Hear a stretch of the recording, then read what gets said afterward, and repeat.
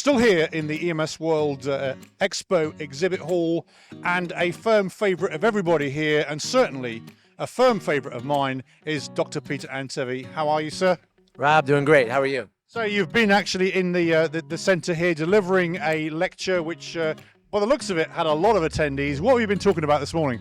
So it was a little bit of clickbait, but I had the title of the 5 protocol changes you're too afraid to make. Obvious question then, and this is an easy question. What are they?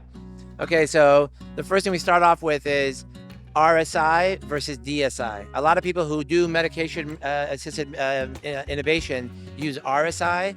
We stole from Jeff Jarvis at Fort Worth. Can I just say this sounds like an R&D project? It is, rip off and duplicate. So we do RSI, we do DSI, which is a delayed sequence, which we give the ketamine, we pause for 3 minutes, we maximize oxygenation and blood pressure, and then we give the rocuronium, and then we intubate. And it turns out that your hypoxia goes way, way down. So RSI should go away. That's number 1. Okay, that's number 1. Let's have number 2. Number 2 is refractory status epilepticus. Most people give midazolam ×1 ×2. The patient's still seizing. What do? Drive faster. We would use ketamine. So IV ketamine or IM ketamine for refractory seizures. That's number 2. The third thing is obviously whole blood. So people said it's too expensive, it's too complicated. Too bad. Figure it out, get it done. It's you're basically reversing the murder rate, which they've done here. We have 67 cases, and we have an 86% survival if you got the blood before your cardiac arrest. Pretty good. Amazing statistics. Number 3 is dual sequential or double sequential defibrillation. This is the Sheldon Chesky's data from Canada. You have refractory VFib. What do? First you do vector change. You can change the pad placement.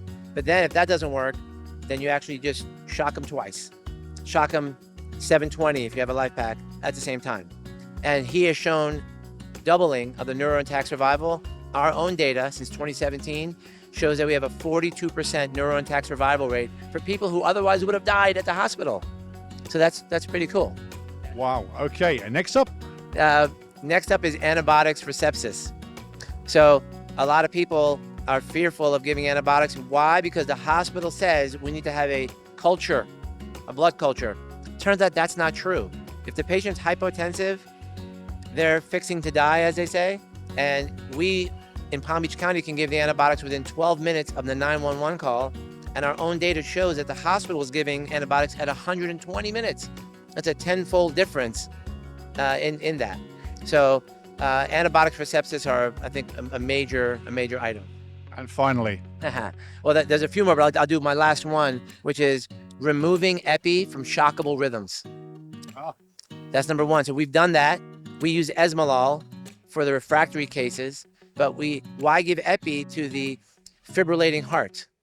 The other thing we did, call this number 6, is we do not allow cardiac arrest epi for symptomatic bradycardia in children.